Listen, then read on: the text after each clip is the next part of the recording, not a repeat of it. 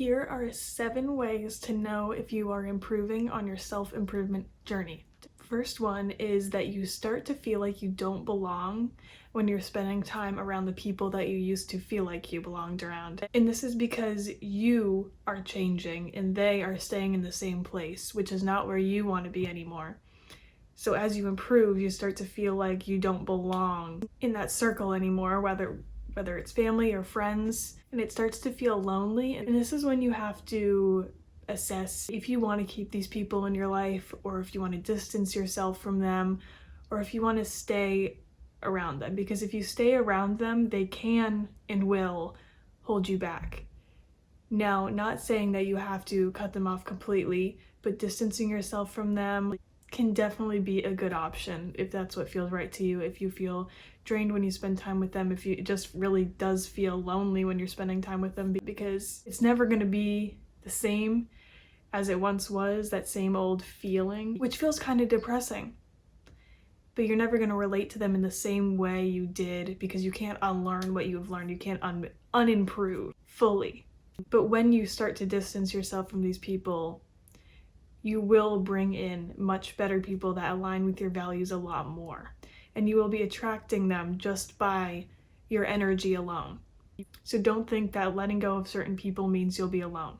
You're just making room for more. All right, now the second one is you may notice that you are uninterested in old bad habits or habits that just weren't really helping you progress. These can accumulate over time. You can start to get annoyed with certain things. Maybe you have too much screen time during the day and you start to get annoyed with it over time, and you're like, you know what? And you decide one day, you're like, okay, that's it.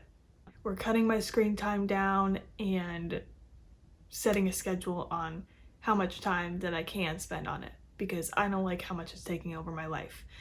That, for example, is something that could happen with bad habits changing.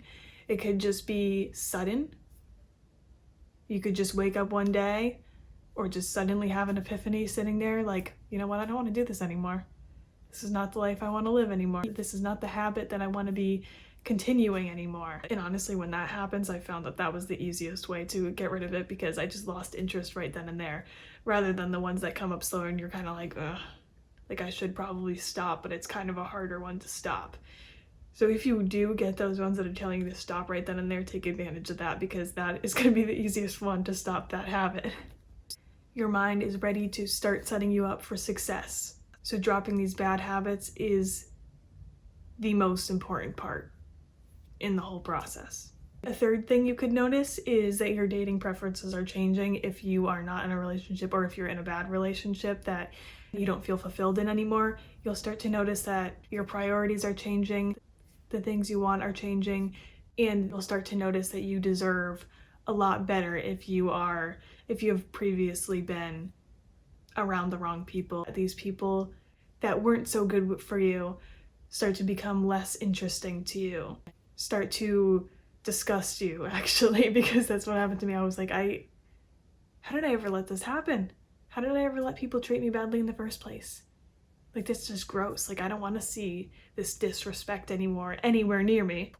And then transitioning into the next point here with boundaries, this can go for relationships, or this can go for anything really. You'll start to set boundaries for other people, how they treat you, and for you, what you will tolerate from even your own treatment, making your own rules, your own schedule, and standing up for yourself more. Not having boundaries is a sign of disrespect to yourself, because you're letting other people disrespect you, you're letting yourself disrespect you.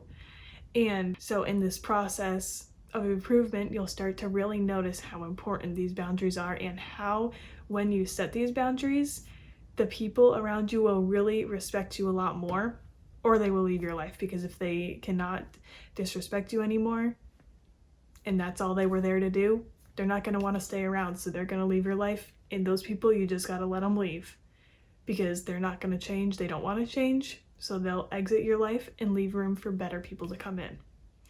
So always remember, boundaries are super important, and so is standing up for yourself.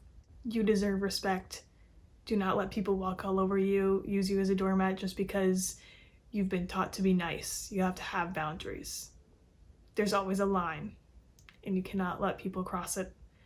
Otherwise, you are accepting disrespect all the time. All right, and moving on to the fifth thing that you will notice, you will start to become less and less ashamed of the true version of yourself. If you have felt shame for the true version of yourself before, you'll start to notice that it is fading away and you are more confident to talk about the things that interest you, the things that are important to you, all of that. Anything that counts as your truth, you're going to be more comfortable sharing it with people. And of course, you don't have to go and share it with everybody, but just in general, you're going to be more proud of it. You're going to feel more comfortable talking about it and letting it be known to the world rather than keeping it to yourself and being afraid what other people will think. The sixth one is you will start to be more understanding and gentle with yourself, more self-respect.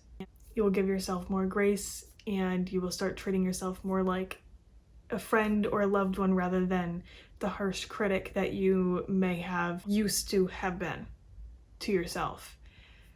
So many times we are way too harsh on ourselves. We have way too high standards for ourselves, standards that we wouldn't expect for anybody else.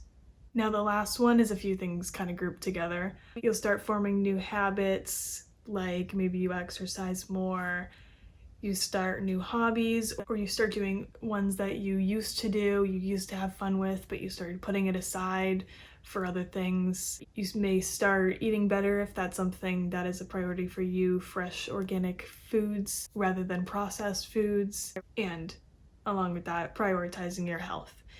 Making sure that you are not overworking yourself, that you are doing what is best for you and your health, because your body is the most important thing in this life, and if you are not treating it well with the foods, the exercise, and even your way of thinking, then it is not going to perform at its best, and you definitely want that. So basically, you'll start treating yourself better and you'll form new, better habits on all of that end with, again, respecting yourself. And this whole theme here is all about self-respect, and you're noticing how much self-respect you're gaining through all of these things. So as you gain self-respect, you notice all of these things on your self-improvement journey.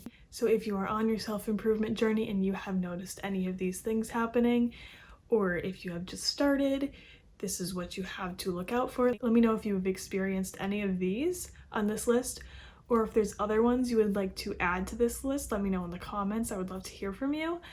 If there's any video recommendations that you do have, please also comment those below. I'd love to hear from you. Please subscribe if you like this type of content, and like this video if you enjoyed it. Thank you so much for watching this video, and I hope you have a great day or night.